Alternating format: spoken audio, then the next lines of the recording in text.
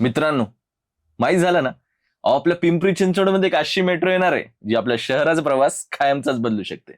आता कल्पना करा, तुम्ही निगडीहून सकाळी ऑफिसला निघता. ऑफिस हिंजवडीमध्ये आहे किंवा चाकण MIDC मध्ये आहे.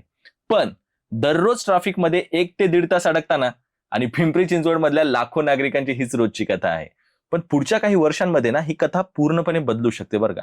कारण आता फक्त नवीन मेट्रो लाईन नाही तर संपूर्ण पिंपरी चिंचवडला जोडणाऱ्या रिंग मेट्रो नेटवर्कचा आराखडा समोर आलाय. जर का हा प्रकल्प प्रत्यक्षात आला ना रे बाबा, तर शहरातील प्रवास करण्याची जी पद्धत आहे ना ती कायमचीच बदलून जाणार आहे. नमस्कार, मी विशाल विठ्ठल आणि तुम्ही पाहताय PCMC पल्स. महामेट्रोने पुणे मेट्रो फेज 2 अंतर्गत सुमारे 12,937 कोटींच्या नवीन मेट्रो प्रकल्पाचा सविस्तर प्रकल्प अहवाल म्हणजेच DPR तयार केलाय. आणि या प्रस्तावामध्ये जवळपास 45.3 किलोमीटर लांबीची आणि 34 स्थानकांची नवीन मेट्रो मार्गिका सुचवण्यात आली आहे. हा मार्ग भक्तिशक्ती चौक, वाकड, नाशिक फाटा आणि चाकण या महत्वाच्या भागांना जोडणार आहे.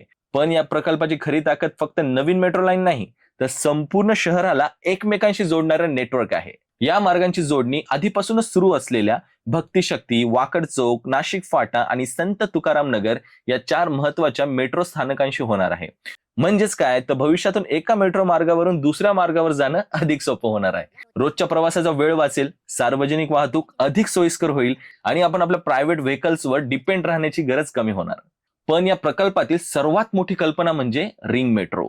महामेट्रोने निगडी, तळवडे, हिंजवडी आणि चाकण यांना जोडणाऱ्या मिसिंग लिंक मेट्रो कॉरिडॉरचाही प्रस्ताव मांडला आहे.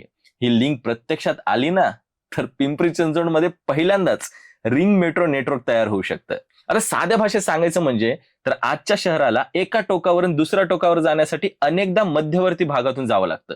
पण रिंग मेट्रोमुळे शहराभोवतीच एक वर्तुळ तयार होईल आणि मध्ये न जाता वेगाने प्रवास करता येईल. त्यामुळे ट्रॅफिकचाही भार कमी होण्यास मदत होऊ शकते.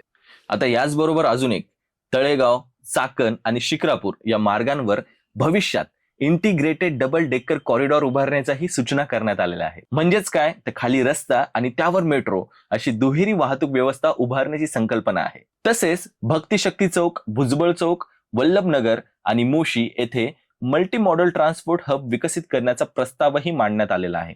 त्यामुळे मेट्रो, PMPL, BRT, ST आणि इतर सार्वजनिक वाहतूक सेवा एकाच ठिकाणी उपलब्ध होतील आणि प्रवाशांना वाहन बदलणं अधिक सोपं होईल. मात्र इथे एक महत्वाची गोष्ट समजून घेणं आवश्यक आहे.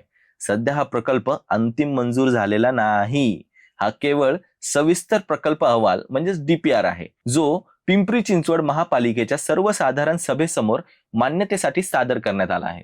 त्यानंतर राज्य सरकार, केंद्र सरकार, आर्थिक मंजुरी आणि इतर प्रशासकीय प्रक्रिया सुरू झाल्यानंतरच प्रत्यक्ष कामाला सुरुवात होईल. त्यामुळे ही घोषणा नाही, सुरू झालेलं काम नाही, फक्त प्रस्ताव आहे. पण जर हा संपूर्ण आराखडा नियोजनाप्रमाणे पूर्ण झाला ना, तर पिंपरी चिंचवड हे फक्त औद्योगिक किंवा IT शहर म्हणून नाही, तर देशातील सर्वात आधुनिक आणि एकमेकाशी जोडलेल्या मेट्रो नेटवर्क असलेल्या शहरांपैकी एक म्हणून ओळखलं जाऊ शकतं, एवढं मात्र नक्की. आता तुमच्यासाठी एक प्रश्न विचारतो. तुमच्या भागामध्ये जर का मेट्रो आली रे, तर तुमच्या रोजच्या आयुष्यात खरंच किती फरक पडेल? का अजूनही आपल्या शहराला आधी रस्ते, ट्रॅफिक आणि इतर मूलभूत समस्यांवर अधिक लक्ष देणं गरजेचं आहे? तुमचं मत मला कमेंटमध्ये नक्की कळवा.